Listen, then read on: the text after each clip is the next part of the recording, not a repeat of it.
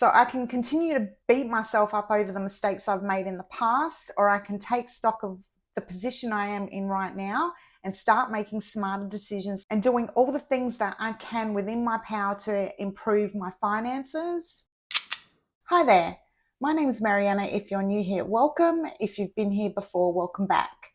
So today I wanted to talk about the 8 lies that I have been telling myself that have kept me broke and living paycheck to paycheck and holding me back financially. And some of these, if not all of these, will be things that you've also told yourself to justify silly spending and not reaching your financial goals. I won't be going into what I'm doing to address these things in this video, but I will have a lot of upcoming videos on how I plan on changing or addressing those issues in upcoming videos. So make sure you subscribe for those. So I recently made the decision that I wanted to have my mortgage paid by the time that I'm 50. And in order to do that, I needed to really sit down and do some self-reflection. And I think that reflection or self-reflection is really important in these situations, not so we feel guilty about past mistakes or to beat ourselves up over it, but it's more about addressing them so we know how we can avoid those things in the future and also recognize any potential roadblocks. Now, I will caveat this video by saying that I'm not in any consumer debt. I don't have a car loan, I don't have credit card debts or personal loans. My biggest debt is my mortgage, and it's really my only debt. Now, I do make a decent salary, but that hasn't prevented me from living paycheck to paycheck. And that's something that really needs to stop in 2025 if I plan to have my mortgage paid by the time that I'm 50. I'm 46 and a half now, and I do worry that it's a bit too late to turn my finances around, but that's not going to stop me from giving it a red hot crack. Now, I will go into some of those things in this video. So anyway, let's get into it. So the first lie that I've told myself, and I've done it since I started working, is I will put the money back. So I would achieve a certain level of savings, and then I would see something that I wanted and I would justify purchasing it by saying that I will put the money back. But the fact of the matter is, once the money is spent, it's gone for good. You're not putting it back. And even if you do top up your savings with the amount of money that you've taken out from there, you're basically taking from your future self to pay back your past self. So that was one of the first things that I realized that I was doing as I was going through my self-reflection. The second one, and I know this is something that we all struggle with, and that is, if I have this one thing, I will feel better about myself. So if I'm having a low day or not feeling particularly good about myself or feeling a little bit under the weather, I think that if I go out and I purchase that new shiny thing, or I go out and get a facial or get a manicure, pedicure, massage, skin peel, any of those things, that I would feel better about myself. But in actual fact, it was just putting a band-aid on whatever it was I was feeling internally by trying to address these things externally, and in the process, basically throwing away my money and not feeling any better at the end of the day. And also I think that by doing these things, or, going out and purchasing a new lipstick or whatever it was, new eyeshadow palette, it would then bring me closer to the person that I wanted to be. Or I would see somebody that I admired and they owned those things, so I would have to own those things to be more like them. Or I would purchase something if I was feeling a little bit low because I felt that it would make me more acceptable to the people around me. And again, it was seeking that external validation based on external items that I'd purchased, not on the internal workings of who I am as a person. I've had a rough day, so it's okay to treat myself, or I've achieved something of significance, so again, it's okay to treat myself. Don't get me wrong, it is fine to treat yourself. I mean, what's the point of working if we don't occasionally treat ourselves to the things that bring us joy or that make us happy? But what I'm saying is, are you just treating yourself for the next shiny thing, or is it something that was previously on your wish list that's been there for a while? Is it considered spending, or is it just buying the next shiny thing for the hell of it? Number 4, I make enough money, so I don't need to budget, and a budget would be too restrictive. So I always thought that if I had no debt, no consumer debt, no car loans, the bills were paid and the mortgage was paid, that a budget wasn't required. I didn't need to have a budget. Why would I have a budget when everything was taken care of? So if I've paid my bills, whatever's left, I can just buy whatever I want, whenever I want. I don't need to track my spending. As long as my bills are paid and my mortgage is paid and I don't have any debt, then why would I need to track my spending? So I would spend whatever I wanted, providing I wasn't racking up credit card debt. It was fine. And then I would get to the end of the pay cycle and wonder where my money went. And instead of rectifying the issue then, I would do the same thing the next month and the cycle would continue. And again, up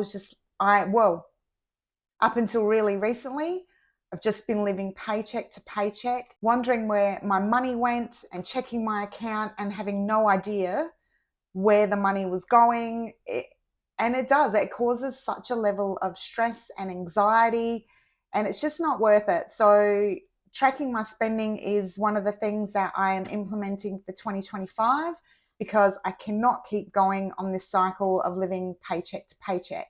Investing is for people that already have money. I'm not smart enough to learn how to invest. I can't learn how to invest, and it's just too difficult. So I'm not even going to try. So now I'm trying to learn. Now, in one of my previous jobs, every year at Christmas time, we were gifted shares, and I would just leave them sitting in the account, never really worried about them, never looked at them. They just sat there, and they have sat there for quite a few years. At one point, the dividend that I was receiving wasn't even coming to me because I hadn't bothered to change my account when I changed my financial institution. And then when I did get the dividends, which was twice a year on this particular share, I would just spend it. It just would go into my normal account and I would just spend it as a little bit of a bonus for myself. I never bothered to learn about shares because I always felt that it was beyond my reach. Now, at this previous place of employment, that was in my early 20s. Now, if I had reinvested those shares or added to that share portfolio and taken advantage of that compound interest from my 20s, I would be in quite a different position now. But again, that's a mistake that I've made, so I can only learn from it and keep moving forward. Now, the new company I work for also gives us shares once a year. This time I'm a little bit more across it, but I will go into that in another video. So stay tuned for that, and remember to hit that subscribe button so you can see how I'm planning on rectifying my financial situation. Number 7, I don't need to educate myself about money. I mean, really, what could I possibly read in a bunch of books or listening to podcasts or watching videos about money? How is it going to help me? Number 8, retirement is far away, so I don't need to think about that, nor do I have to think about my super. The way I justified this was if I'm paying down my mortgage, I'll worry about my super later. Now, a few years ago, the Australian government did do a super contribution matching scheme whereby whatever we put into our super, they would do a dollar for dollar match. They no longer do that. I think some employers in Australia may still do that, but I never took advantage of it anyway. So whenever, it was advertised or it came up, to take advantage of this and, put in some extra dollars into your super and it'll be matched by the government or by your employer, I would just say, I don't have the money to do that right now. I had no issue in spending a couple of $100s a week on clothing that I don't even have anymore, as opposed to investing some money into my super, because retirement is a long way off. So that was in my, 20s or 30s, and now I'm 46, and unfortunately for me, my super does look pretty sad. I also had, up until recently, a bunch of different super accounts that I hadn't consolidated. I have now consolidated them. But over the years, how many fees and charges was I paying to have all those different super accounts open. And also, it didn't allow me to take advantage of any potential compounding interest. So, lesson learnt there. But I have to say, with retirement really being only 20 years away, if I don't start to rectify the issue now, I'm not going to have enough money to retire. Also, who knows what the Australian pension is going to look like in 20 years? Will there even be a pension available when I'm 65? So, those are the 8 lies that I have told myself since I started working. So, I started working at 15. There is actually no excuse for me to be in the financial situation that I currently am. I mean, I am blessed in the fact that I've only got my mortgage as my debt. And I always thought that by the time I was 40, I would have all my stuff together. You know, I thought I would be further along in my financial wellness journey. The other thing I didn't anticipate as well was a separation at the age of 43. Now, my home at that stage was nearly mortgage free, but we sold that house when we separated. We divided the money equally, and it did put me ahead of the game as far as purchasing another property. So I did have a deposit, but I still have a mortgage now. So I'm basically starting again. Of course, we don't anticipate that when we get married that there will be a separation and we just go on as we always have done. But now, if I want to turn my finance around as somebody living on their own and having to pay the bills and pay the mortgage by myself, I really need to get a handle on what my expenses are and, you know, really focus in on my financial well-being for the future. I don't know, is 46 too late to start rectifying these issues? Is anyone else in my situation? I can't be the only one. I cannot be the only one that's in this situation.